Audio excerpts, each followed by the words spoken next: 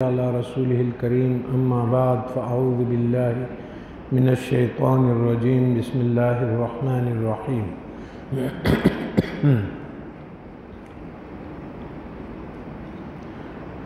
آج رات کا درس کا سلسلہ سورہ فاتحہ کے الرحمن سے جو شروع ہو رہا ہے، اس کے شروع کرنے سے پہلے اس سلسلے میں ایک دو گزارشات آپ لوگوں کے خدمت میں پیش کروں، ایک دو عرض میرے سن لیں۔ جو لوگ یہاں پر موجود ہے حضرات اور جو لوگ بعد میں میرا یہ پیغام سنتے ہیں، کہ ایک چیز کی طرف آپ لوگوں کا دھیان اور خیال رہنا چاہیے کہ انسانی اللہ تبارک و تعالیٰ نے جب علم کو انسان تک پہنچانے کا سلسلہ رکھا اس کائنات میں، تو وہ نبیوں کے ذریعے سے رکھا۔ ہدایت کے جتنی بھی سلسلے ادوار گزرے، وقت گزرے، زمانہ گزرے، اس کے ساتھ اللہ تعالیٰ نے ہر دور میں ایک نبی اور رسول آئے اپنی کتابوں کے ساتھ، تاکہ وہ اس علم کو پہنچائے لوگوں تک، جو ہدایت بھی ہے، لوگوں کی ضرورت بھی ہے اور اس سے چارہ بھی نہیں ہے، اور سعادت ابدی جو آخرت کا ہے وہ وابستہ ہو جاتا ہے اس علم سے، اس صراط سے، اس راستے سے جو اس کے پاس لایا جاتا ہے بذریعہ نبی کے۔ اسی طرح سے آتے آتے خاتم النبیین پر اور جو آخری نبی آ گئے اور ہمارے آخری رسول آ گئے، اب نبوت کا سلسلہ اور رسالت کا سلسلہ چنان حضرت صلی اللہ علیہ وسلم پر ختم ہے۔ اسی طرح سے کوئی نئے کتاب بھی ہمارے پاس نہیں آئے، کتاب بھی آن حضرت صلی اللہ علیہ وسلم پہ یہ آخری کتاب ہے، قیامت تک ہے۔ بلکہ آپ یہ سمجھیں کہ جتنے انبیاء پر عبادات، احکامات اور جو نازل ہوئے، وہ کچھ نہ کچھ حصہ انہی قرآن مجید کے حصوں میں سے ہے، جو مختلف وقت کے ضرورات کے مطابق، کیونکہ دین ایک ہے۔ احکامات میں فرق ہے کہ کسی زمانے میں 40 روزے تھے، کسی زمانے میں کیا تھا، اس طرح سے حالات کے ساتھ ہوئے، لیکن دین میں کسی نبی میں اختلاف نہیں ہے کہ وہ وہی دین ہے ہمارا، اللہ کے بارے میں اور اللہ تعالیٰ کے بارے ایمان کا اور دین کا، اور یہ سلسلہ بارہ لے کر اب یہاں پر جو کچھ رسول اکرم صلی اللہ علیہ وسلم سے ہم تک علم پہنچا، صحابہ نے جو حاصل کیا، اس کو تھوڑا سا ہم نے اس کو کھولنا ہے الحمدللہ کے سلسلے میں، اور رب العالمین جو ہمارے دو درس گزرے، وہ ایک تو وہ کلام ہے کہ جو تمام چیزیں قرآن مجید اور آن حضرت صلی اللہ علیہ وسلم کے اقوال سے آئے، آیت آئی، نص ہوا، اور وہ ہم تک انہوں نے جبرائیل کے ذریعے سے آیا اور آپ نے ہم تک پہنچا دیا۔ یہ تو قرآن مجید کا شکل ہو گیا۔ اور ایک آن حضرت صلی اللہ علیہ وسلم کے افعال ہے، جو آپ نے وہ افعال سر انجام دیے، جس کو ہم سنت نبوی کہتے ہیں کہ انہوں نے عمل کیسے کیا، یہ دوسرا ہے۔ اب ایک ایسا عمل ہے کہ آن حضرت صلی اللہ علیہ وسلم سے لوگ اپنے باطن کی کیفیات کو بھی محسوس کر کے، کہ رسول اکرم صلی اللہ علیہ وسلم کے اندر کی کیفیات کا، جو اس پر اللہ تعالیٰ نے اپنے اسماء و صفات کے تجلیات و کمالات اس پر منکشف کیا تھا، تو اس کے وجود سے صحابہ پر وہ کمالات اور وہ صفات اس کے اندر منعکس ہو جاتے تھے، کہ جس طرح سے ان کے ہم صحبت کا دیکھیں، حضرت رسول اللہ صلی اللہ علیہ وسلم کے نسبت صحبت اور ایمان لانے سے جو صحابہ کو کچھ احساس اور جو چیز مل جاتا تھا اندرونی شکل میں، اس کو نسبت کہتے ہیں۔ وہ نسبت جو تھا جس نے ان سے حاصل کیا، پھر آگے تابعین نے ان سے حاصل کیا، پھر تبی تابعین نے ان سے حاصل کیا، تو اب جو علم ہمارا، جیسا میں نے آپ کو یہ سورہ فاتحہ کے حمد کے بارے میں، کہ یہ اللہ تبارک و تعالیٰ کے حمد جو ہے یہ اللہ تبارک و تعالیٰ کے ساتھ ایک تعلق ہے، ایک احساس ہے، ایک اندرونی کیفیت ہے جو اس کے پڑھنے یا اس کے منعکس ہونے یا اس کے عکس پڑھنے پہ آپ کے اندر آ جاتا ہے۔ اسی طرح سے رب العالمین جو ہے وہ اللہ تبارک و تعالیٰ کے اسماء و صفات کے کمالات اور اس کا منعکس ہونا۔ تو اب یہ جو میں نے آپ سے کہا آپ نے سن لیا، یہ صرف علم تھا جو کہ ہمیں اس نے بولا اور ہم نے ادھر سے سن لیا، لیکن اس دونوں مقامات کا جو علم ہے اس کا زیادہ اس کا حصہ جو ہے وہ اس علم سے نہیں ہے کہ وہ بولیں اور وہ اس کو ادھر سے سن لیا تو اس کو یہ مقام مل گیا۔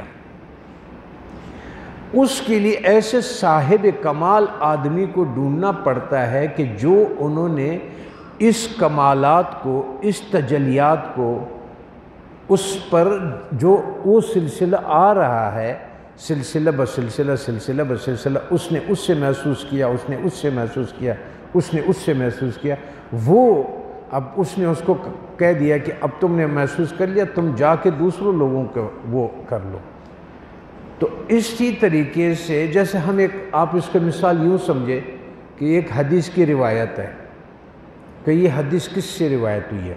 تو اسماء الرجال کے بڑے بڑے بکس کتابیں ہیں، اس پر بہت کام ہوا ہے کہ یہ حدیث آپ نے کس سے سنی، اس نے اس سے سنی، وہ اس سے کس سے سنے، پھر وہ آدمی سچا ہونا چاہیے، اس نے کبھی جھوٹ نہ بولا ہو، اس پہ کبھی کوئی چوری کا الزام نہ ہو، اس پر یہ نہ ہو۔ وہ بہت سارے تحقیقات کے بعد یہ محنت کر کے یہ کام ہم تک پہنچا ہے۔ اگر کسی روایت کا بیچ میں کوئی راوی ٹوٹ جائے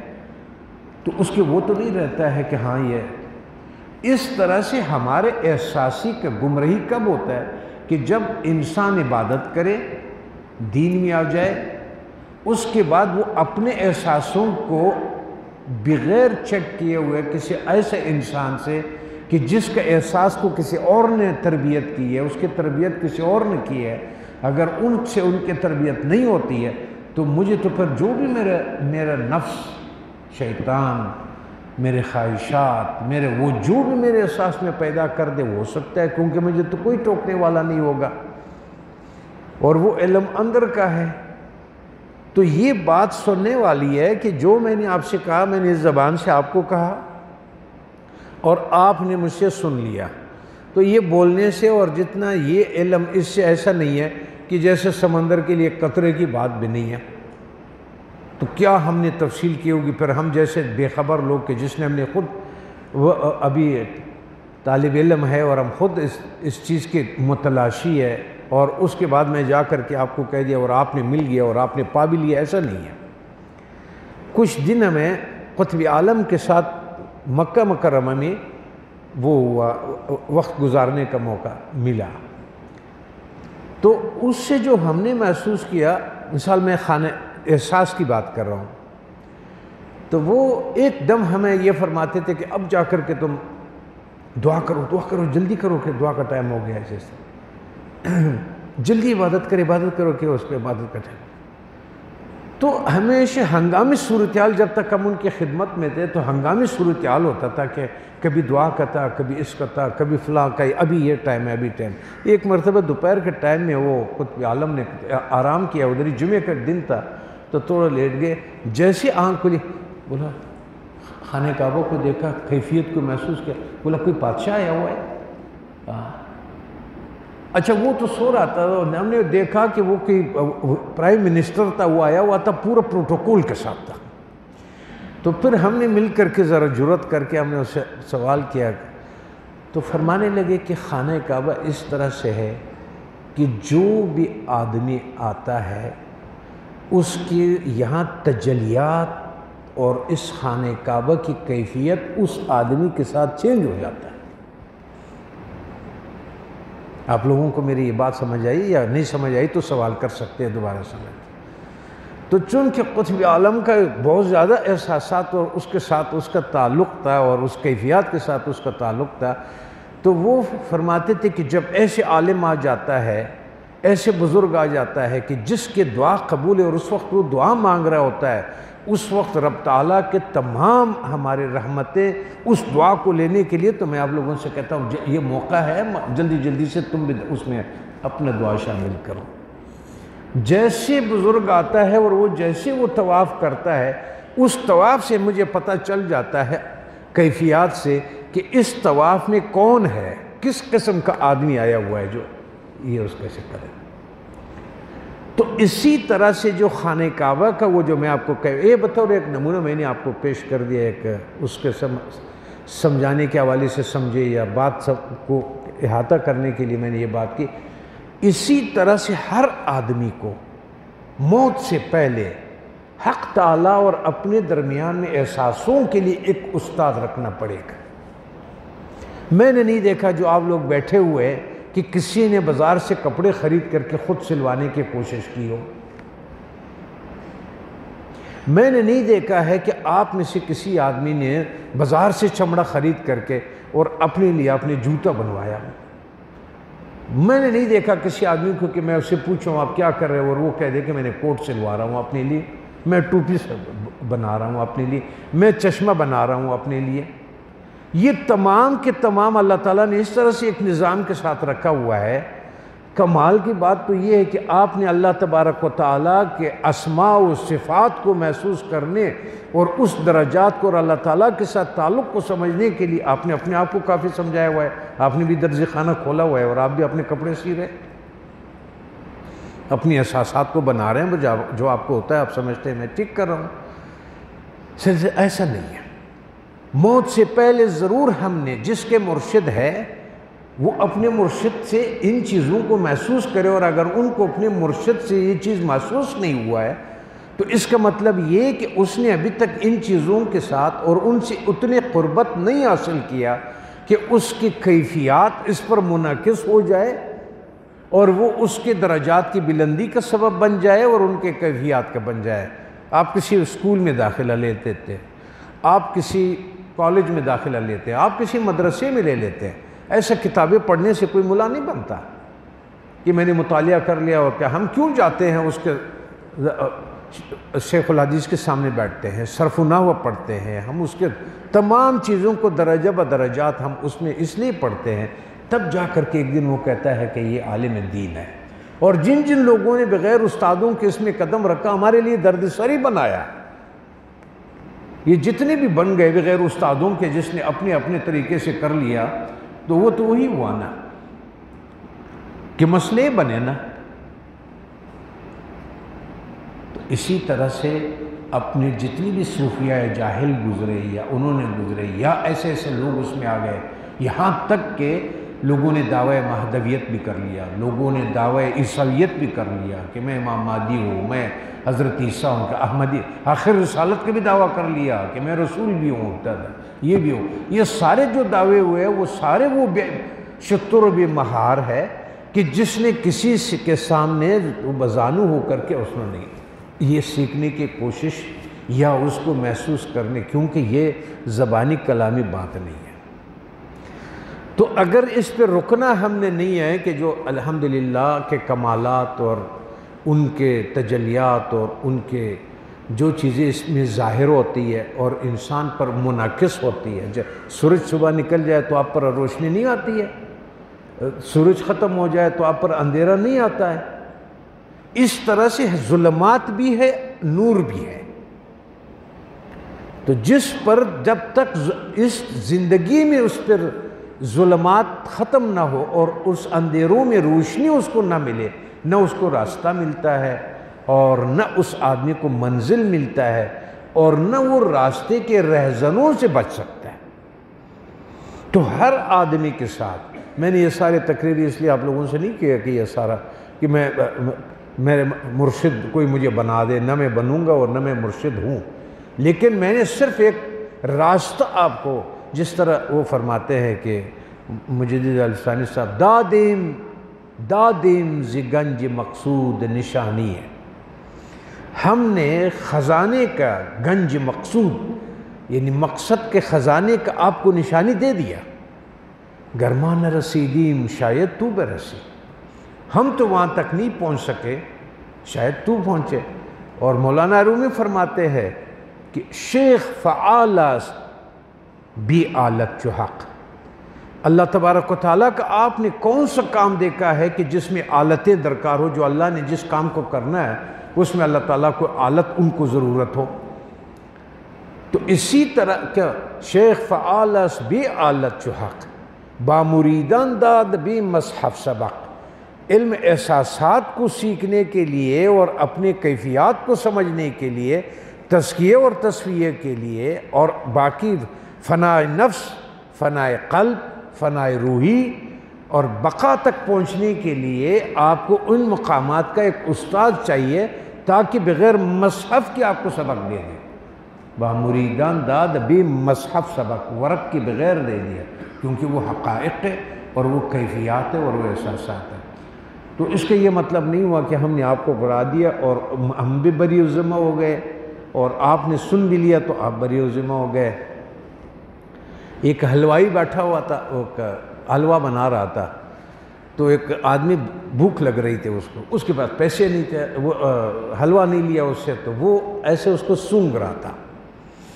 جب وہ سونگھ رہا تھا تو حلوائی سمجھ گیا کہ یہ میرے حلوہ کا خوشبو سونگھ رہا ہے اور اس سے اپنا طبیعت کو بھر رہا ہے۔ تو اس نے اس کو بولا ہے اس کے پیسے لگیں گے آپ کو۔ تو اس بیچارے کے پاس وہ جو پہلے زمانے میں 8 آنے 4 آنے یہ ہوتے تھے، اس کی جیب میں ہوتے تھے، تو اس کی آواز بھی آتی تھی۔ تو انہوں نے کہا کہ اچھا اس کے پیسے تھے؟ اس نے کہا۔ تو انہوں نے اپنی جیب میں جو چینج پیسے تھے اس کو ہلایا تو اس کی آواز آئی، ترنگ ترنگ ترنگ ایسے آواز آئی۔ تو انہوں نے کہا کہ حلوائی سے پوچھا کہ آپ کو آواز آ گئی؟ اس نے کہا ہاں۔ بولا جتنا میں نے سونگا تھا اتنا میں نے آواز سنا دیا، قیمت پورا ہو گیا۔ میں نے حلوہ کا خوشبو سونگ لیا تھا اور آپ نے اس کو۔ تو یہ جو ہم لوگوں نے کر لیا، یہ حلوائی اور وہ پیسے والا ترنگ ترنگ ہے جا، عملی دنیا اور ہے۔ آج ہم جس کی بات کر رہے ہیں اس کو تھوڑا سا کھولیں گے، کیونکہ ہم نے اس مقام سے جو کہ الحمدللہ ہے، اس مقامات ہے، اس کے کیفیات ہے، اس کے مشاہدات ہے، اس سے پر ہم نیچے آ گئے تھے عالم اس میں کہ ہم نے صفات میں جو کہ رب ہے، کہ رب تعالیٰ کے کیا کیا مقامات اور کیا کیا کام ہیں، کمالات ہے، اور ہمارا اس سے کتنا واسطہ ہے۔ اس طرح سے ہم آج کے بعد شروع کر رہے ہیں کہ لہ الاسماء الحسنی، بہت خوبصورت نام ہے اللہ تبارک و تعالیٰ کے، اس سے پکارو۔ اب اسماء کی کیا تجلیات ہے، کیا کام ہے اللہ تبارک و تعالیٰ کی، اس لیے الحمدللہ کے بعد اور ان کے بعد رب کے بعد آج ہم ایک بات کر رہے ہیں الرحمن کے۔ لیکن میں آج آپ لوگوں کو حضرت شاہ عبدالعزیز محدث دہلوی رحمۃ اللہ تعالیٰ علیہ کے کچھ چیزیں آپ کے سامنے رکھوں گا، اس سے جتنا ہم اس کو ایک جائزہ لے رہے ہیں، اس کے بعد پھر ہم کل رات پرسوں رات کا خدا کرے کل رات ہی پورا ہو، پھر ہم اس پہ چلے جاتے ہیں کہ اس کو کس حوالے سے، کس طریقے سے اس کے کمالات ہیں، کس طریقے سے اس کے اثرات ہیں، اور کیا کیا ان کے روشنیاں ہیں، اور کیا کیا اس کے درجات اور وہ ہے، اور انسانوں کا اس کے ساتھ کیا تعلق ہے۔ تو اب پہلے ہم اس کے ایک تعارفی والا جیسے کہتے ہیں نا، کہ کوئی مہمان آپ کا آ جاتا ہے تو میں اس کا تعارف کر لیتا ہوں کہ یہ فلانا نام ہے اور یہ فلانے جگہ سے ہے اور اس کا یہ مقام ہے۔ آج تو ہم اس پہ بات کریں گے، اس کے بعد ان کے پہلوؤں پہ اور ان کے برکات اور ان کے کمالات پہ پھر آہستہ آہستہ سے آگے چلیں گے۔ اگر سب کو اکٹھا کر لیں گے تو آپ لوگوں کو بھی دیر ہو جاتی ہے اور ہمیں بھی دیر ہو جاتی ہے اور سمجھ سے بھی تھوڑا سا۔ الرحمن الرحیم وانچ متعلق الرحمن الرحیم اینس، جو کچھ الرحمن الرحیم سے وابستہ ہے وہ یہ ہے کہ حقیقت رحمت در حق باری تعالی ایصال خیر و دفع شر است۔ ایک مجموعی بات تو آپ یہ سمجھ لیں کہ اللہ تبارک و تعالیٰ کا رحمت، اللہ تبارک و تعالیٰ کا رحمت یہ ہے کہ آپ پر وہ مہربانی کرے کہ آپ کو تمام خیر پہنچ جائے اور تمام نقصانات سے، تباہی سے بچ جائے۔ خیر آپ کو پہنچ جائے اور آپ اس خیر کے اعلیٰ مقام تک پہنچ جائیں، اور آپ برائی اور بدی سے بچیں، اور ان کی آخری جو نتیجہ ہے بدی کا اس سے بھی آپ بچ جائیں۔ تو رحمت کا ایک مختصر سا انہوں نے آپ کے سامنے وہ رکھ دیا کہ رحمت کا مطلب کیا ہے عام ہمارے ذہنوں کے لیے۔ میں اس کی حقیقتوں کے ابھی نہیں بات کر رہا ہوں، میں صرف ایک تعارف کروا رہا ہوں آپ کو، کہ تعارف یہ ہے کہ آپ اس کو پہلے ذہن میں رکھیں تاکہ بات آگے آ جائے۔ حقیقت رحمت در حق باری تعالی ایصال خیر و دفع شر است و رحمت او تعالی دو قسم است۔ اب ادھر بات آ گئی کہ رحمت خداوندی جب یہ کام کرتی ہے تو اب اس کی رحمت دو قسم کے ہیں، ذاتی و صفاتی۔ ایک آپ کا ذاتی رحمت اور دوسرا صفاتی جو اللہ کی صفتوں کے رحمت۔ صفت تو میں نے پہلے راتوں میں بتا دیا تھا کہ صفتیں وہ ہے جو کہ انسان کو ہم اس کی طبیعت صفت بولتے ہیں، یہ آدمی بڑا مہربان ہے، یہ آدمی بڑا پہلوان ہے، یہ آدمی بڑا دلیر ہے، یہ آدمی بڑا، یہ ہمارا صفتوں کا نام ہے کہ کس میں کیا، آدمی بڑا کنجوس ہے، وہ بڑا آدمی بخیل ہے، وہ آدمی بڑا سخی ہے، اس طرح سے ضد متضاد نام ہے جو صفتوں میں شمار ہوتا ہے اس کا۔ تو اسی طرح سے اللہ تبارک و تعالیٰ کے رحمتیں دو قسم ہے، ذاتی و صفاتی۔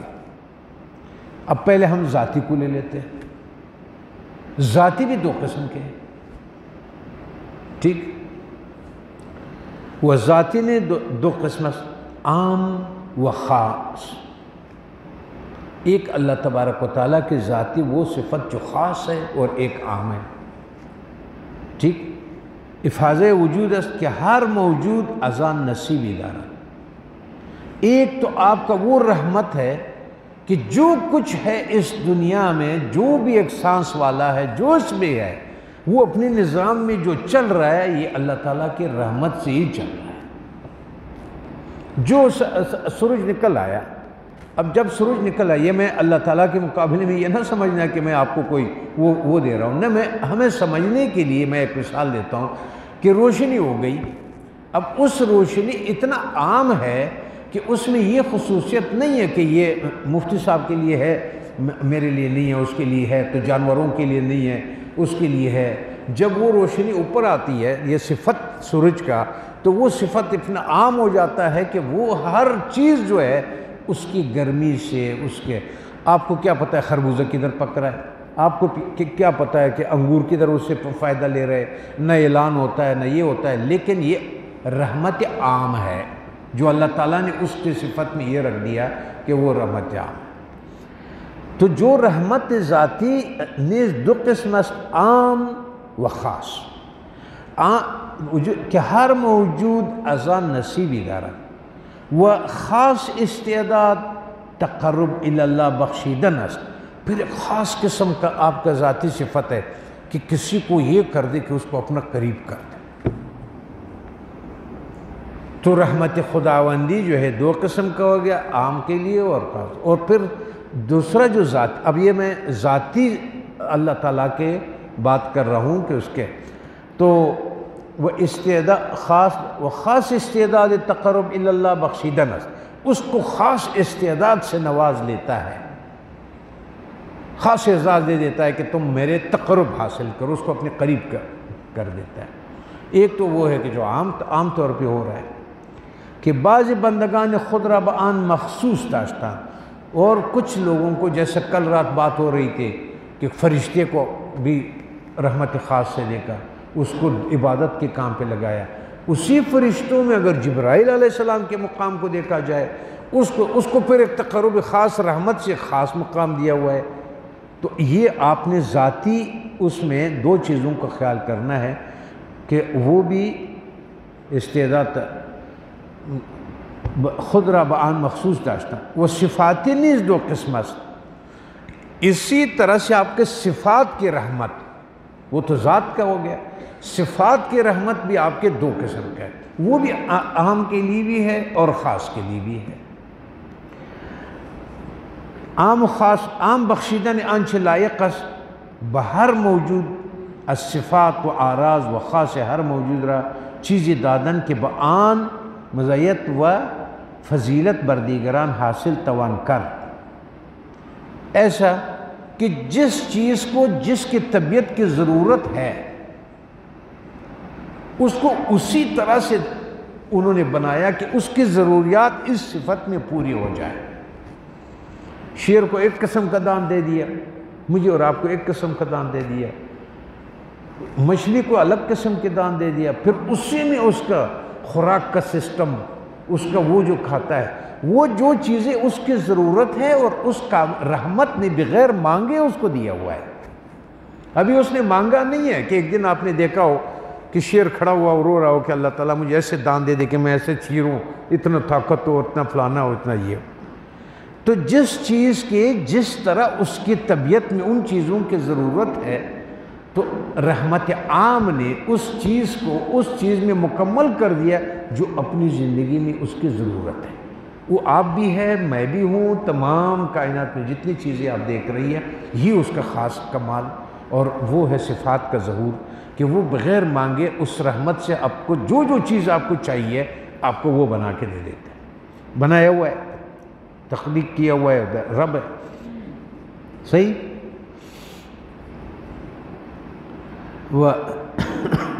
پس از این جا معلوم شد کہ باز آوردن رحمان و رحیم در این سورہ باوجود آن کے در تسمیہ نیز ان دو اسم مذکور شدہ تکرار نیز۔ یہاں کچھ لوگ یہ سوال کرتے ہیں کہ سورہ فاتحہ سے پہلے بسم اللہ الرحمن الرحیم میں بھی اللہ تبارک و تعالیٰ نے اتنا اس کا ذکر کر لیا، تو چند جملوں کے بعد پھر دوبارہ کیا ضرورت پیش آئی ہے؟ تو تکرار ہے۔ تو وہ کہتا ہے کہ وہ تو الگ ایک مقام ہے، اور یہاں جو سورہ فاتحہ جو الحمدللہ اور الحمدللہ کے ساتھ رب العالمین اور رب العالمین کے ساتھ اپنے اسماء کا نام رکھنا، اور پھر اسماء میں کون سا نام رکھنا؟ الرحمن اور رحیم ساتھ اس کے لگا دیا۔ اس سے یہ ہوا کہ وہ آوردن رحمان الرحیم در این صورت باوجود آن کے در تسمیہ نیز ان دو اسم مذکور شدہ تکرار نیز، زیرا کہ رحمت کی در تذکیہ مذکور است ذاتی، جو کچھ اللہ تبارک و تعالیٰ نے بسم اللہ میں بیان کیا ہے وہ اللہ تبارک و تعالیٰ نے اپنے ذاتی بسم اللہ پہلے ذات کا ذکر کیا، شروع کرتا ہوں آپ کیا کہتے ہیں؟ اللہ،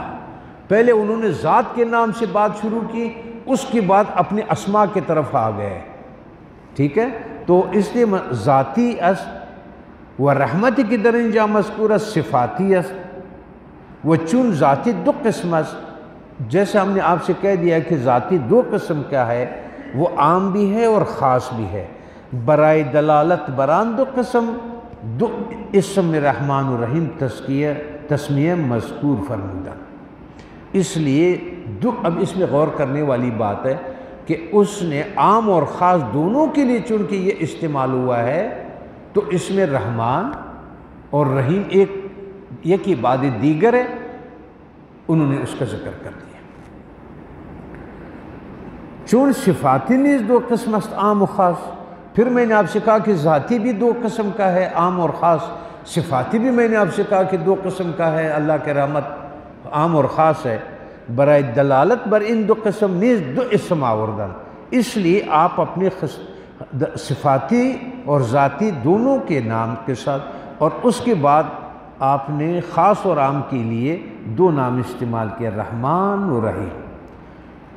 کچھ لوگوں کا یہ خیال ہے، بعض گفتگان کہ ذکر رحمان الرحیم در تسمیہ برائے تسکین حیبتی است کہ از ذکر اسم اللہ برمی خیزد و دل را مدہوش می کند۔ کچھ لوگ ان کا یہ رائے ہے، خیال ہے کہ جب اللہ تبارک و تعالی نام ذاتی لیتا ہے بسم اللہ، اس کے بعد جب اس پہ اس کا حیبت طاری ہو جاتا ہے انسان کے اوپر،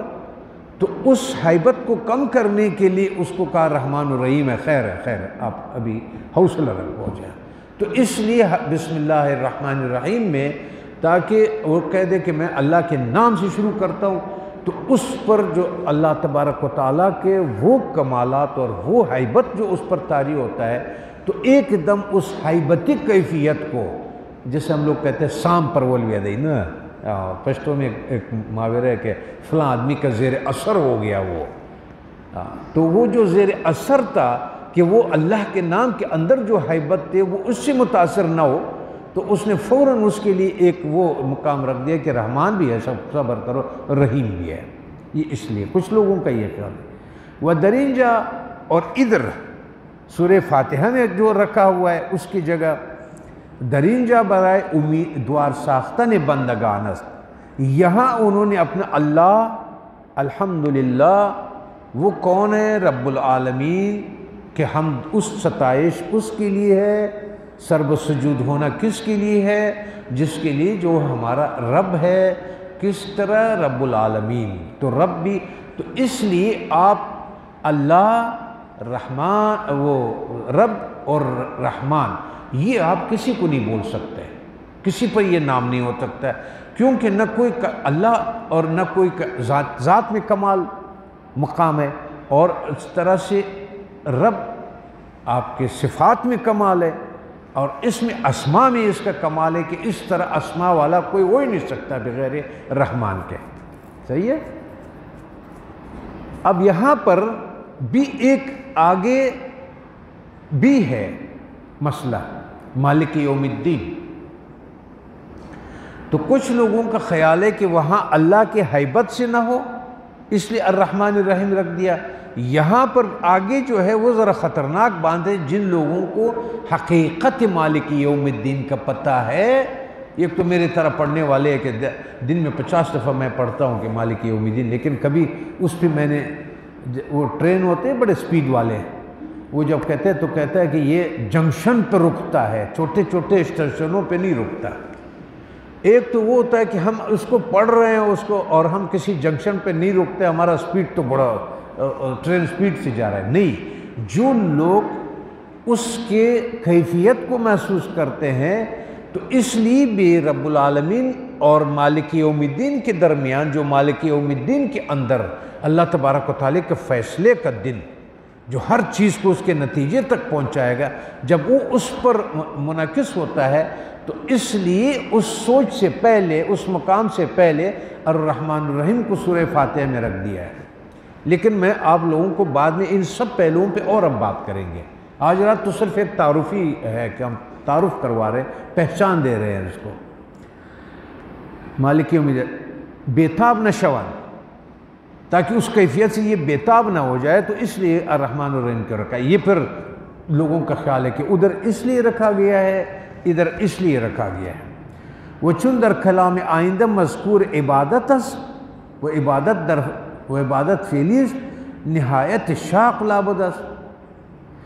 اس سے آگے جو حرف ہے کہ ایاک نعبد، وہ تو پھر بوجھ ہے، وہ بھی ایک بوجھ ہے جو سمجھنے والے، ایک جس کا اندرون سے تعلق نہیں ہے پڑھنے کے لیے میں نہیں کہہ رہا ہوں، سپیڈ ہمارے ٹرین جا رہی ہے وہ تو نہیں رکے گی، اگر اس پہ رکھنا ہے کہ یار اس پہ سوچنا ہے کہ جس کے بارے میں اللہ تعالیٰ نے فرمایا کہ ہم نے اس کو عرض کر دیا سب پر قبول کرو، پہاڑوں پر، اس پر، سب نے کہا اللہ ہم نہیں اٹھا سکتے، آپ کے بندگی جو ہے یہ بوجھ ہم نہیں اٹھا سکے، اور انسان کو جب پیش کیا اس نے کہا میں حاضر ہوں، کانا عجولا، اور بہت جلدی میں کر لیا اس نے۔ اب جب اس نے قبول کر لیا ہے تو وہ ان کے سامنے چاہ کے دو بوجھ آ گئے، مالک یوم الدین کا بھی ایک اپنا حیبت اور ایک شان ہے، اور اس سے آگے ایک بہت بڑا بوجھ وہ سر پہ لینے والا ہے، تو اس کے لیے بھی اللہ تعالیٰ نے درمیان میں یہ رکھ دیا کہ الرحمن الرحیم، وہ رحمان بھی ہے رحیم بھی ہے۔ لیکن خیال رہے اس پر ہمیں نے بات آگے کرنی ہے۔ اس میں تو رجا اور خوف بہت ہے، نعبدو میں، یا کہ نعبدو ہم تمہارے وہ کرتے ہیں، عبادت کرتے ہیں، وظاہر مقام دو اسم آوردن برائے آنس کہ یہ کی دلالت بر تسکین حیبت عوام کند،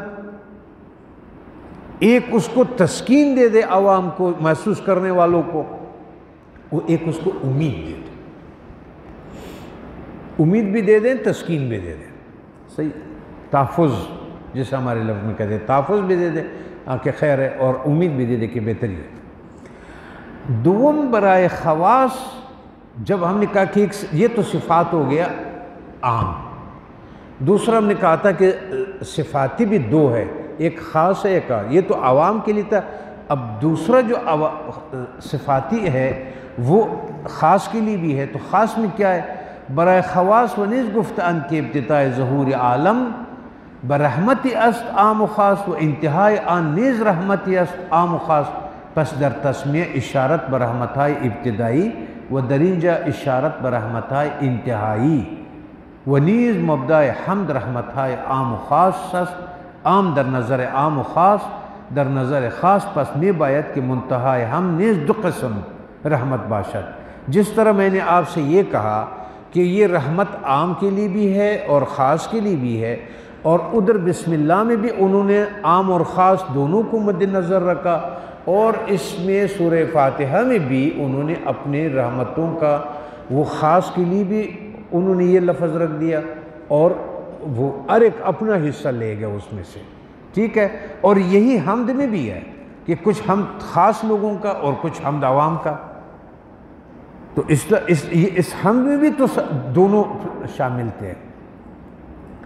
بس تفصیل و نیز اشارہ بان کہ ہر چند حمد کامل و تام باشد، لیکن مکافات نعمتهای سابقہ او تعالی خواہ عام باشد خواہ خواص نمی توانند کر کہ جائے آن کے رحمت موجب جزائے مزید تواند شد۔ جتنا بھی وہ حمد ادا کرے، نہ انسان اس کے جو بغیر مانگے پہلی نعمتیں دیا ہوا ہے اس کے شکر ادا کر سکتا ہے، حمد کر سکتا ہے، نہ جو آنے والا اس کا ہے کہ وہ اس کو دے دے۔ تو یہ ویسے ہیبت والے مقام میں واقع ہو گیا بیچارہ کہ یار نہ میں تمہیں پچھلا کا شکر ادا کر سکتا ہوں اور نہ آنے والے کا مانگ سکتا ہوں کہ جو میرے ضرورتیں ہیں، تو اس لیے درمیان میں رحمان الرحیم رکھا ہے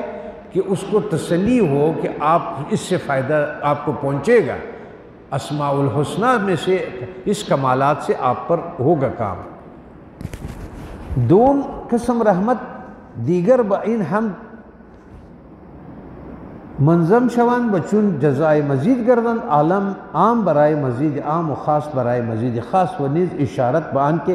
جب رحمان الرحیم سے مدد آئے گی تو اس ہر وقت خاصوں کے لیے اسی طرح خاص آ جائے گی اور عام کے لیے عام آئے گی نہیں، تو اس لیے اس کا وجود ادھر ضروری ہے سورہ فاتحہ میں۔ چنان کی رحمت دنیا دو قسم ہے، جیسا کہ اب ہم رحمت کو دنیا میں دیکھتے ہیں تو وہ دو قسم کا ہے، عام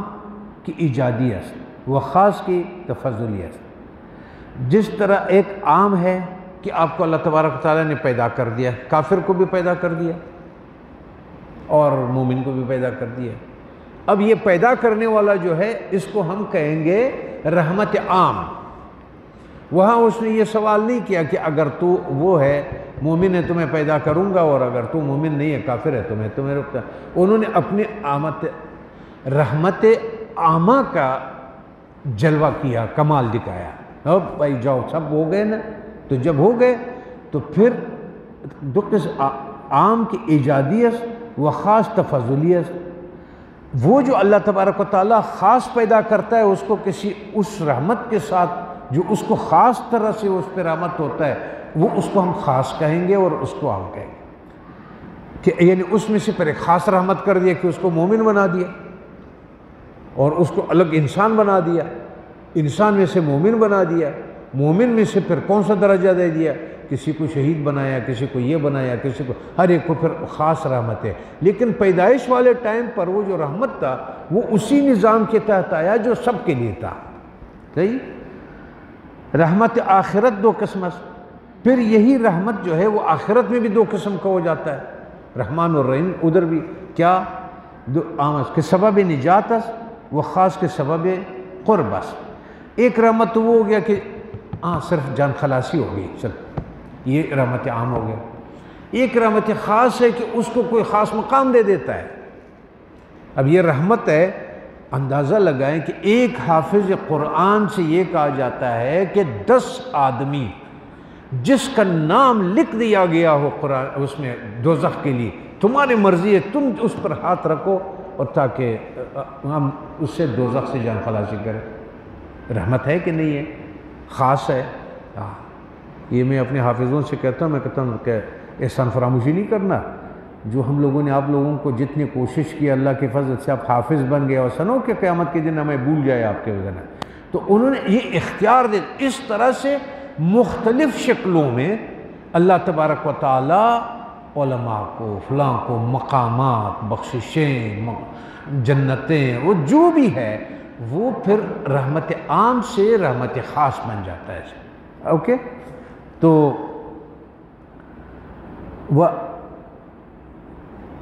وہ خاص کے سبب قربت یا اشارت بآنس، یا پھر اشارہ اس طرف ہے جو یہاں رکھا گیا ہے کہ رحمت او تعالیٰ سبب حمد اوس، چونکہ اللہ تعالیٰ نے حمد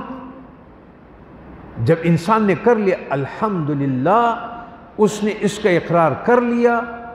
بندگی اور غلامی کا توق مان لیا کہ میں بندہ ہوں، تو اللہ تعالیٰ نے اس کے لیے الرحمن الرحیم دونوں ساتھ کر دیا کہ وہ دونوں سے مستفید ہو جائے۔ اب یہ حمد کی وجہ سے بھی ہو سکتا ہے کہ یہ الحمدللہ میں رکھا گیا ہے کہ وہ حمد کی وجہ سے یہ دونوں آپ مستفید ہو سکتے ہیں ان سے، بلا واسطہ خاص و واسطہ حمد خاص،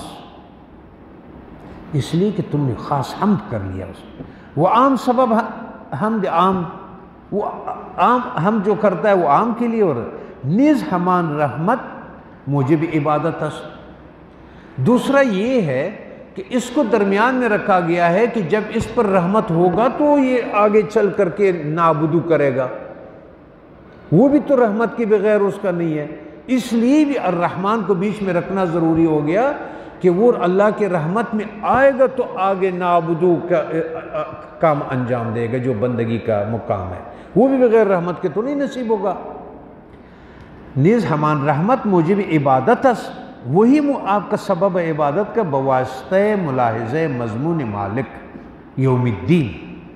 جب آپ نے مالک یوم الدین کا، پھر نعبدو سے مالک یوم الدین کو پہلے کیوں کہا گیا؟ اس میں بھی آپ کو ایک قسم کی خبرداری ہے کہ میں رحمان الرحیم ہوں لیکن ساتھ مالک یوم الدین ہوں۔ آگے ایاک نعبد، ذرا ادھر وہ جگہ مقام رکھا ہوا ہے کہ پوچھنا ہے، فیصلے کا دن ہے ہر اس کا، وہ تو اس کے تو واسطہ حمد خاص وہ عام سبب حمد عام، نیز ہمان رحمت موجب عبادت است بواسطہ ملاحظہ مضمون مالک یوم الدین، عامہ برائے عبادت عامہ و خاصہ برائے عبادت خاصہ۔ اب یہاں پر پھر یہ رحمت دو قسم کا ہو گیا، ایک خاص لوگوں کو رحمت سے نوازا کہ ان کی نعبدو اس کے عبادت کا طریقہ دوسری قسم کا ہے، اور ایک عام ہے ہمارے طرح، اگر اللہ اس میں شمار کرے کہ وہ عام جس طرح عبادت ہوتا ہے وہ کرے، صحیح؟ تو اس عبادت میں بھی رحمت دو قسم کا ہے، ایک رحمت جو خاصوں کا عبادت کے لیے اس پہ رحم کیا جاتا ہے کہ اس کو اس طرح عبادت کیا جائے، اس پہ الگ رحم چاہیے، اور جو عوام کے لیے ہے وہ بھی عوامی ہے جو ہے۔ حمد را بدو جہت ضرور باید دانست، اس لیے حمد کو سب سے پہلے دو وجہ سے سمجھنا ضروری ہے،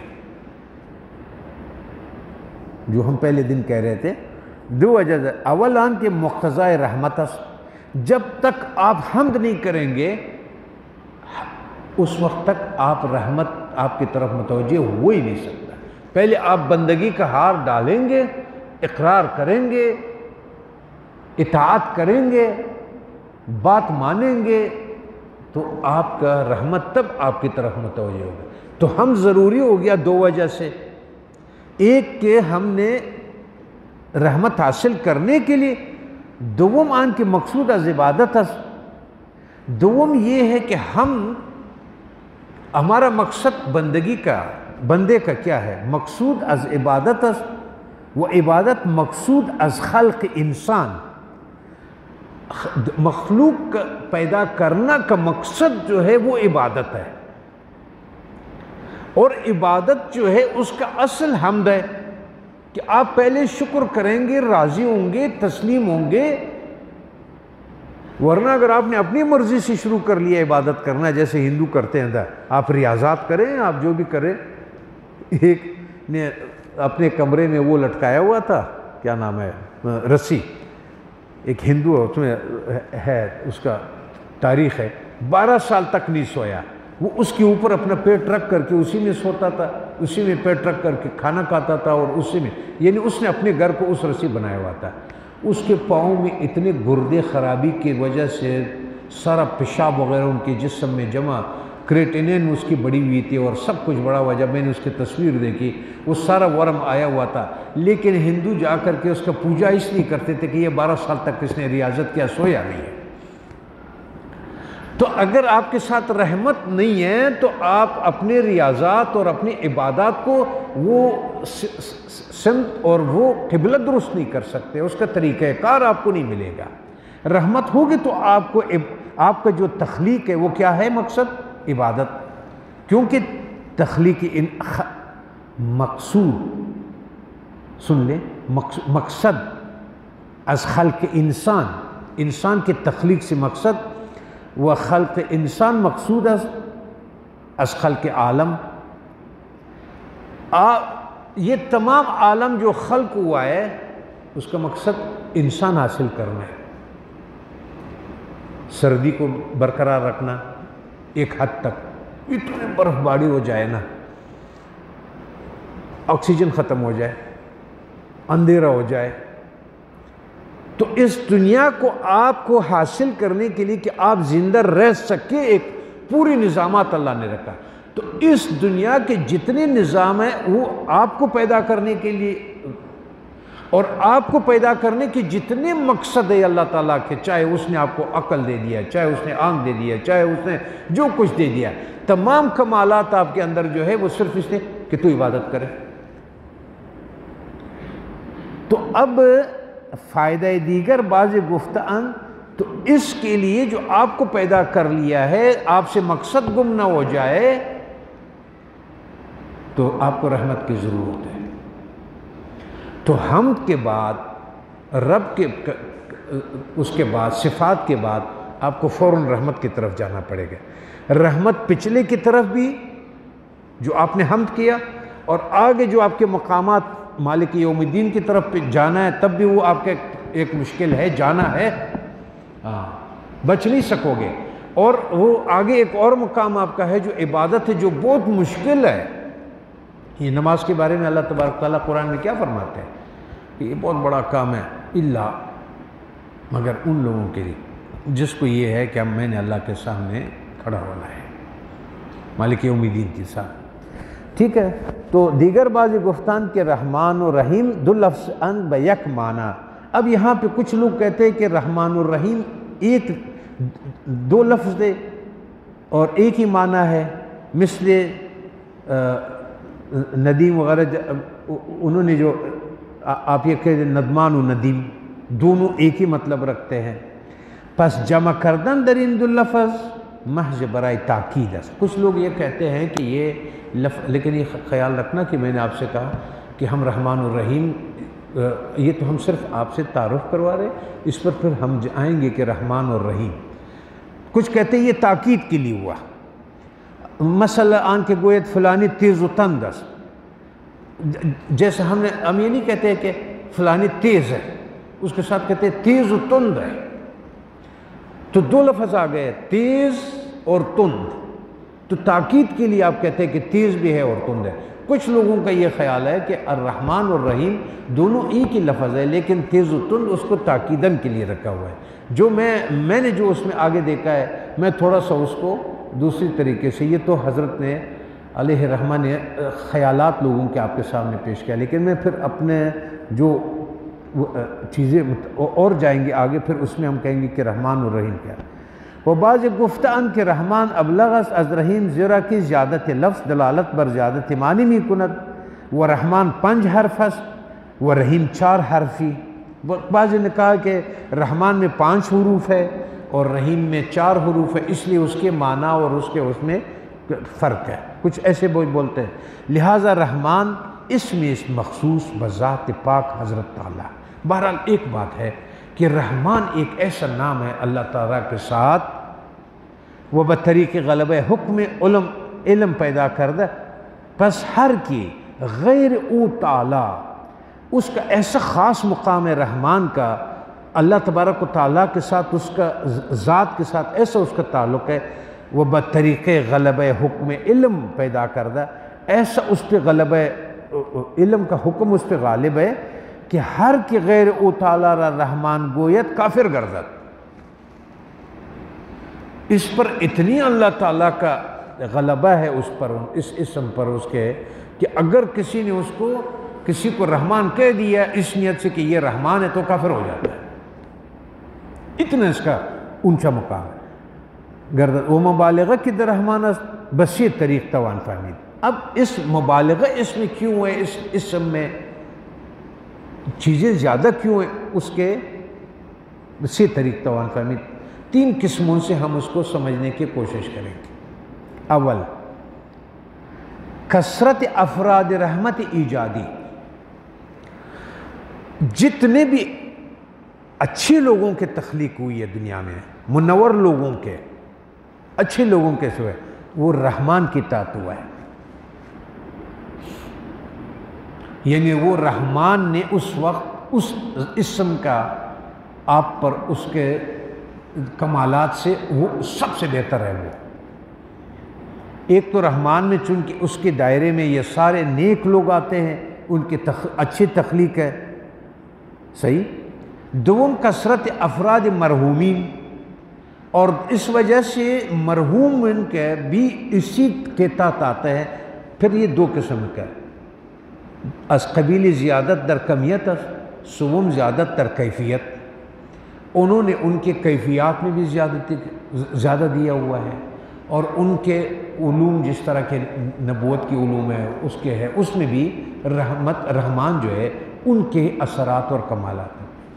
اس میں رحمان خاص است برحمت ہائے بزرگ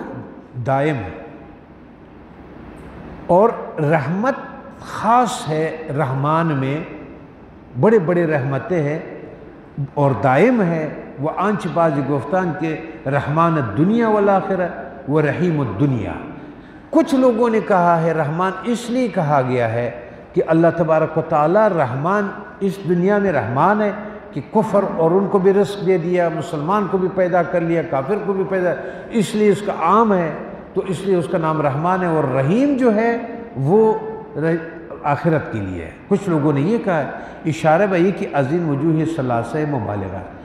بعض گفتان کے رحمان الدنیا و رحمان الآخرہ از آن جہت گوید کہ رحمت دنیا عام است، مومن و کافر و نیک و بد در آن شریکن بخلاف رحمت آخرت۔ کچھ لوگوں نے کہا ہے کہ رحمان دنیا اس لیے ہم کہتے ہیں کہ یہاں اللہ تبارک و تعالیٰ نے بہت عام کر دیا ہے، مومن نیک بد سب کھا رہے ہیں، پی رہے ہیں، چل رہے ہیں، تو یہ رحمان اور رحیم آخرت کے لیے ہے۔ ونیز گفتان کہ رحمان در لفظ خاص است در معنی عام، زیرا کہ غیر از ذات پاک باری تعالیٰ بآن وصف نہ کنا۔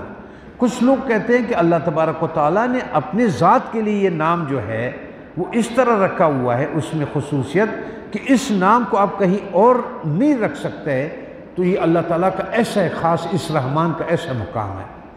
پس لفظ او خاص باشد و از بس کہ خالقیت و رازقیت و منافع دادن شامل جمیع موجودات است، چونکہ اسی نام کے تحت اس کے رزاقیت، اس کے پیدا کرنے کے خالقیت و منافع دادن اور لوگوں کو فائدہ دینا شامل جمیع موجودات است، تمام موجودات میں یہ رنگ شامل ہے کہ تخلیق بھی ہے، رزق بھی دے رہا ہے، سب کچھ کر رہا ہے۔ معنی او عام باشد و رحیم در لفظ عام است در معنی خاص، زیرا کہ مخلوقات را نسب آن وصف کنند گوین فلانی رحیم است، مگر رحیم ایسا ہے کہ سب کے لیے استعمال ہو سکتا ہے، آپ یہ کہہ سکتے ہیں فلان میں بہت رحیم ہے، اس لیے رسول اللہ صلی اللہ علیہ وسلم کو رؤوف الرحیم کہا کہ علی المؤمنین، کہ وہ رسول اللہ صلی اللہ علیہ وسلم مومنین پر رحیم بھی ہے، رؤوف بھی ہے۔ اب رؤوف کا نام اللہ کے لیے بھی ہے اور محمد صلی اللہ علیہ وسلم کے لیے آپ کسی سے کہہ سکتے کہ فلان آدمی بہت رحیم ہے. تو یہ صفت اس میں یہ صفت اللہ تعالیٰ کے فضل سے بندوں میں بھی وہ آ سکتا ہے، لیکن رحمان والے صفت جو ہے وہ کسی میں نہیں آ سکتا. تو یہ ہو گئی بات. و توفیقی کے مدلول این اسم است مخصوص بمومنین است. ضحاک گفته است که رحمان اشاره به ظهور رحمت اوست بر اہل آسمان ها. وہ نے فرمایا کہ رحمان کا اشارہ ہے ظہور رحمت جو آسمانوں میں ہے، اور رحیم اشارہ ہے اس طرف کہ جو مخلوق میں جو دنیا میں جو ہے رحمتیں ہیں. وہ نزول رحمت اوست بر اہل زمین. ابن مبارک گفتہ اور ابن مبارک رحمۃ اللہ تعالی نے فرمایا کہ رحمان کسی است. انہوں نے رحمان کا ایک صفت بیان کیا ہے. ابن مبارک نے فرمایا کہ چون ازو سوال کنان بجہا، رحمان وہ ہے کہ جو آپ اس سے سوال کرے تو وہ آپ کو دے دے، اور رحیم وہ ہے کہ جب آپ نے نہیں مانگا تو وہ ناراض ہو جائے. رحمان وہ ہے کہ جب آپ اسے مانگے تو آپ کو دے دیں، اور رحیم وہ ہے کہ جب آپ نہیں مانگیں گے تو وہ ناراض ہو جاتا. اور رحیم کسی است که چون از او چیزی نخواهند به خشم آید. و بعضی گفتند که نعمتهای گوناگون دنیا و آخرت از آثار رحمت رحمانی است. تو بہرحال زیادہ لوگوں کا یہ خیال ہے کہ دین اور دنیا، صرف وہ دنیا نہیں، یہ اور ان نعمتوں کا اثرات جو ہے وہ رحمت رحمانی سے وابستہ ہے. و دفع بلیات و آفات عظیم بمقتضی رحمت رحمی است. اور نعمتیں دینا رحمان کے تحت ہے، اور بلاؤں سے بچانا جو ہے آپ کا ہے وہ رحیمی سے ہے. یہ بھی لوگ ایک خیال ہے، رائے ہے اور وہ حقیقت ہے. و بہر تقدیر اگر رحمان ابلغ از رحیم است، پس ترتیب ذکر اللہ بعض رحمان بعض رحیم مناسبت تنزیلی است کہ اول ذکر اسم ذات فرمودن، اسی لیے اللہ تعالیٰ نے پہلے اسم ذات کا ذکر کیا، پھر ذکر اسم اسماء در صفات کے مانند اسم ذات است، در اختصاص بعض ذکر اسم دیگر کہ از اسماء صفات کے عام است، لیکن در اینجا شبہ وارد میں شود. یہاں پر ایک لوگوں کو ایک سوال ہوتا ہے، وہ کہتا ہے کہ رحمان اور رحیم کے ماتحت ہم، تو پھر یہ ہمارے تکلیفیں کیوں ہیں؟ میں بیمار بھی ہو جاتا ہوں، مجھے تکلیف بھی پہنچتی ہے، اور مجھے یہ سب کچھ ہوتا ہے، تو پھر وہ جو صفات اسماء اور وہ تجلیات وہ جو اس کے خصوصیتیں ہیں، تو مجھے تکلیفوں سے کیوں نہیں بچایا؟ میرے خیال میں 10 منٹ اور یہ سبق پورا ہو جائے گا، اس کو تھوڑا سا سمجھ لیجیے تو یہ ختم ہو جائے گا. رات کو پھر اور اس پہ اور طرح کا بحث ہوگا اس کا. تو درینجا شبہ وارد میں شد کہ چون لفظ رحمان مذکور شد با وصف دلالت بر کمال رحمت، باز حاجت ذکر لفظ رحیم چی بود؟ جوابش آن است کہ ذکر رحیم از قبیل تتمیم است. کچھ لوگ کہتے ہیں کہ پھر رحمان کے بعد رحیم کا لفظ کیوں آیا؟ تو اس کا جواب یہ ہے کہ اس کو مکمل کرنے کے لیے، جیسا تتمیم اس کو. لفظ رحمان نعمتهای بزرگ و کلیات و اصول منافع را در گرفت و لفظ رحیم نعمتهای حقیر و جزئیات و فرو را شامل گشت و این تتمیم برای آن است که تابنده را در طلب حاجات حقیر مثل نمک و پاپوش و علف و جانور از آن جناب شرم دامنگیر نشود. کچھ لوگ اس کا جواب یہ بھی ہے کہ اس لیے بھی رحمان ہے کہ رحمان بہت اونچے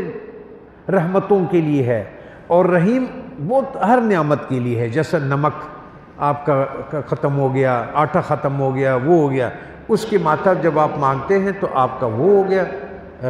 رحمان بڑے نعمتوں کے لیے، اور تاکہ انسان کو رحمان کے سامنے پیش ہونے سے ایسا محسوس نہ ہو کہ جیسا رحیم میں وہ ہے. تو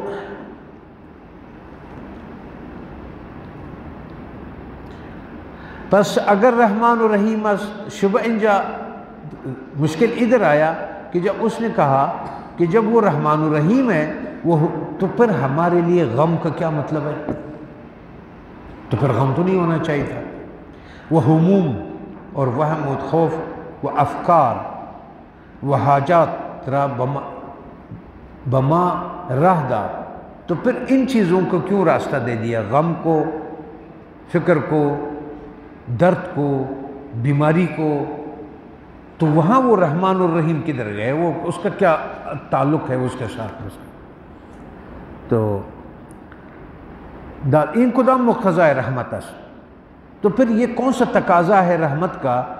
کہ مجھے درد بھی ہے، غم بھی ہے،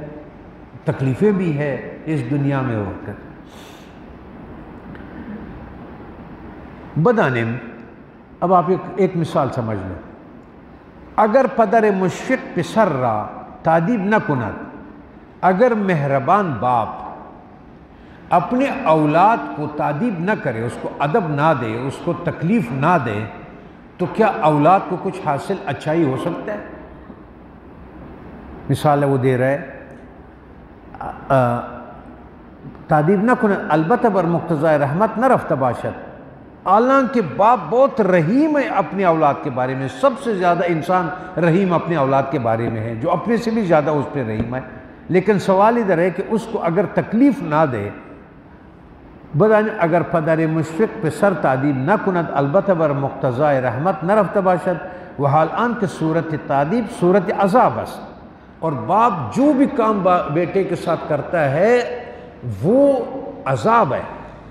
اس کا عذاب کا ایک شکل ہے۔ از طفل باید پرسید، آپ ایک بچے سے جا کے پوچھ لو کہ جب صبح اس کو میٹھے نیند سے شیرین خواب خرگوش سے اٹھاتا ہے کہ اٹھو آپ کا ٹائم ہے، فلاں مدرسے میں جانا ہے، فلاں علم کے لیے جانا ہے، از طفل باید پرسید کہ ہرگاہ صبح برخیزد و او را کشیدہ از اہل و مانوسات خود برآورد، اور وہ اپنے چیزوں کے ساتھ جو آرام ہے، آسائش ہے اور اس میں ہے، وہ اس میں پڑا ہوا ہے، اور اس سے وہ نکال کر کے سردی گرمی جو بھی کچھ ہے اس میں کھینچ کر کے اس میدان میں لے آتا ہے، تو کیا یہ رحمت ہے؟ یہ رحمت کا تقاضا نہیں ہے۔ رحمت کا تقاضا ہے، اس کے رحیم ہے باپ اس کے اوپر، کہ اس کے لیے وہ رکھتا ہے۔ وہ بمکتب برد معلم، ادھر آگے جا کر کے استاد جی نے ایک ڈنڈا بھی ہاتھ پہ پکڑا ہوا ہے، اس کے انتظار میں بیٹھا ہوا ہے، وہ بیچارہ ادھر مشکل سے لایا اس کو، اور آگے اس نے ایک تعزیہ ہاتھ میں پکڑا ہوا ہے، اور چلاک ہاتھ میں اس کا اس سائڈ پہ ہمارے قاری صاحبان کے پڑے ہوئے ہوتے ہیں، یہ سارے بیٹھے ہوئے ہیں، وہ بھی ادھر ایک ڈنڈا بھی رکھا ہوا ہے۔ تو یہ تو بظاہر دیکھے تو عذاب ہے، غم ہے، تکلیف ہے، لیکن حقیقت میں اس کے پیچھے رحیمی ہے باپ کا اور استاد کا، صحیح ہے؟ تازانہ در دست و چین بر جبین، اور اس کا پیشانی بھی ایسا ہے استاد جی کا، وہ بھی ادھر سے ایسا کیا ہوا ہے اس نے۔ وہ گرفتہ نشستہ است و او را فرصت نمی دہد کے لمحہ بازی کند، اور اس کو ایک لمحے کے لیے نہیں چھوڑتا ہے کہ وہ کھیلے یا استراحت نماید یا وہ استراحت کرے۔ بعض چون اب اس بیچارے کے جمعے کے دن چھٹی ہے، ٹھیک، وہ جو شاگرد ہے نا جو ادھر سے مصیبتیں کاٹ کے آیا ہوا ہے گھر پہ، وہ جمعے کے دن ہے، جمعے کے دن باپ سے کہتا ہے کہ نائی سے سر ٹھیک کرنا ہے، غسل کرنا ہے، کپڑے اچھے پہننے ہیں، نماز کے لیے چلنا ہے۔ یہ اس کا نہ آرام کو چھوڑے گا اور نہ اس کو وہ کرنے دے گا، تو آپ کے خیال میں یہ رحیمی ہے اور یا اس کے ساتھ عذاب دشمنی ہے؟ وہ روز جمعہ ان محلق خلاصی یابد بحجام میں سپارن، پہلے اس کو حجام کو دے، تا ناخن اورا بگیرن، منہ سر را بتراشد، اس کا بال سر کا بنا، باسون در خانہ بھی عید از آب گرم غسل کند دہن، پھر اس کو پانی دے دیتا ہے، وہ چرک را از بدن اوبو مالیدن کیسہ دور نمایت، اگر احیاناً اورا تخمہ وسوء ہضمی، اگر اس درمیان میں اس کا مدرسے کے کھانے سے پیٹ خراب بھی ہو گیا تو پھر ایک کڑوی دوائی بھی ساتھ دے دے گا، اس کا وہ بھی ساتھ شامل کر دیتا ہے کہ یہ وہ طعام ازو بند نمایت، یہاں تک کہ اس کا کھانا پینا بھی بند کر دیتے کہ اب تم نے یہ نہیں کھانا ہے، تمام خانہ را می بیند اور ادھر سے بچہ دیکھ رہا ہے کہ تمام گھر والے صحیح صحیح حلوے کھا رہے ہیں، چیزیں کھا رہے ہیں، اس کو کہتے ہیں کہ تم نے نہیں کھانا ہے۔ اب یہ ہے رحیم، جس کے بعد اس کے لیے اس طرح رحم کوئی نہیں رکھتا جو کہ وہ باپ رکھتا ہے، لیکن باپ کا بالکل شکل ہی چینج ہے اس کے رویے کا کہ وہ نہ اس کو کھانا ہے۔ وہ اطعمہ لطیفہ، بڑے خوب طعام جو لطیف ہے، وہ اشرب لذیذہ میں خورن، وہ بڑے شربتیں پیتے ہیں، وہ آشامن اور وہ پی لیتے ہیں۔ وہ ان برائے یک لقمہ و یک جرعہ محتاج میں بینت، یہ بیچارہ ادھر سے بستر سے ایک محتاج کی طرح اس کھانے کے اور اس شربتوں کی طرف دیکھ، مٹاس کی طرف دیکھ۔ ہر چند فریاد میں کنت کسی گوش بران نہ میلیات، یہ بیچارہ جتنا چیخے مارے گھر میں سے کوئی رحیم نہیں ملتا اس کو کہ اس کو یہ درد کو دوا دے۔ ٹھیک، بس ان صورت کمال عذاب ہے، بس اس کے صورت عذاب ہے، اس سارا کام کا جو ہے سارا، لیکن اندر در حقیقت عین رحمت ہے، مگر وہ حقیقت میں وہ عین رحمت ہے۔ ہر چند طفل ناقص العقل ہرگز نمی فهمد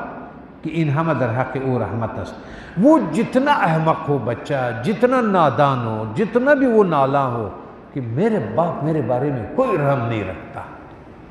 لیکن در حقیقت وہ اس دنیا سر زمین پر سب سے بہترین رحم والا ہے اس کے اوپر کہ اس کو کہیں لے جا رہا ہے۔ پس ہر چیز در عالم، پس اسی طرح ہر انسان کے ساتھ جو کچھ بھی محنت و بلاس، جو محنت ہے کہ آپ یہ تکلیف برداشت کرو اور یہ بلا برداشت کرو، یہ تکلیفیں اٹھاؤ، در حقیقت اللہ تعالیٰ کی طرف سے سب سے اچھا رحمت یہ ہے۔ نعمت عسیٰ ان تکرہوا شیئا، بہت قرآن فرماتے ہیں تم بہت ساری چیزوں سے کراہیت کرتے ہو لیکن وہو خیر لکم، قرآن کہتا ہے بہت ساری چیزوں سے تم اچھا نہیں سمجھتے ہو اپنے لیے، وہ تمہارے لیے خیر ہے، اور وہ عسیٰ ان تحبوا شیئا، اور ایسا چیزیں ہیں کہ تم بڑے حرص کے ساتھ اس کو چاہتے ہو، وہو شر، در حقیقت میں میرے پاس وہ تمہارے لیے شر ہے۔ واللہ یعلم، صرف فرق کیا ہے؟ اللہ تعالیٰ فرماتے ہیں واللہ یعلم، اللہ تعالیٰ سمجھ دانا ہے، تم نہیں سمجھتے۔ وَأَنْتُمْ لَا تَعْلَمُونَ۔ قصہ حضرت موسیٰ علیہ السلام و حضرت خضر، حضرت موسیٰ علیہ السلام اور حضرت خضر علیہ السلام کا قصہ اللہ تبارک و تعالیٰ نے رحمتوں کو پہچاننے کے لیے قرآن میں لایا کہ وہ اولو العزم نبی ہے، اور ایک آدمی وہ کام کرتا ہے جو بظاہر عذاب نظر آتا ہے اور وہ عذاب میں آتا ہے، اور اولو العزم نبی جو ہے اس کا وہ حیران ہو جاتا ہے کہ یا اللہ یہ کیا ہو رہا ہے۔ حضرت موسیٰ علیہ السلام و حضرت خضر را برائے عبرت در این مقام کافی و شافی ہے۔ اس مقام کے لیے اگر آپ اس پہ غور کریں، حضرت خضر علیہ السلام و حضرت موسیٰ علیہ السلام کا اگر اس قصے پر آپ غور کریں تو اس سوالوں کے لیے وہ تمام کا تمام شافی اور کافی ہے۔ جائے کہ ان قسم پیغمبر اولو العزم را کہ آپ سب اس پر غور کرو کہ اولو العزم پیغمبر را اسرار بعض افعال الہی واضح نشہ، اللہ تبارک و تعالیٰ کے اس کاموں کا جو اندر اس کی حقیقت ہے اولو العزم نبی پر واضح نہیں ہوا۔ وہ اولو العزم نبی ہے اور اللہ تعالیٰ کے وہ افعال جس میں بظاہر وہ دشمنی نظر آ رہا ہے اور اندر سے اس کا خیر ہے، اللہ کا حکم ہے، تو ان قسم پیغمبری اولو العزم اسرار بعض از افعال الہی واضح نشد و با حضرت خضر علیہ السلام دران فعال انکار پیش آمد۔ اس حضرت خضر علیہ السلام کے کاموں سے اولو العزم پیغمبر انکاری ہو گیا کہ یہ کیا ہو رہا ہے۔ دیگر ان را کہ ہنوز کشف ظواہر عالم میسر نیز، تو آپ سوچ لو ذرا کہ دنیا کے کاموں میں جب تک آپ کو ابھی تک ظاہر چیزوں کو کشف کرنے کا علم نہیں ہے، اس کی حقیقت آپ پر منکشف ہو جائے، تو وہ جو کام بڑی بڑی ہے، وہ اسرار ہے آخرت کی، وہ آپ پر کیسے منکشف ہو جائیں گے؟ کیا فعال بکار پیش آمد دیگر آن رہا۔ دوسری بات یہ ہے کہ آپ یہ ذرا ادھر سمجھنے کہ ہنوز کشف ظواہر عالم میسر نہیں، جو عالم ظاہر میں اللہ تعالیٰ نے چیزیں رکھی ہوئی ہے، آپ کو اس کی حقیقتوں کا ابھی تک کشف نہیں ہوا، ظاہر نہیں ہوا، آپ پر منکشف نہیں ہوا، آپ کو اپنے فائدے اور نقصان کا نہیں پتہ چلتا ہے آپ کو، تو حکمت ہائی او تعالیٰ دریافتن چی امکان بسبیل عام و خاص آن کے اورا رحیم مطلق اور رحمان برحق اعتقاد کنن۔ تو یہ جو رحیم اور رحمان کا ہے، ہم کیا سمجھ سکیں گے اس کو کہ وہ کیا حکمتیں ہے اور کیا ہے؟